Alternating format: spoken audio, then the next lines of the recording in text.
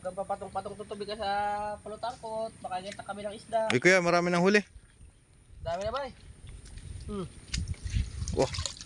Wow. Oh, mga tilapia. Dami ah. Diyan mo lang nahuli yan? Dito lang. Ay.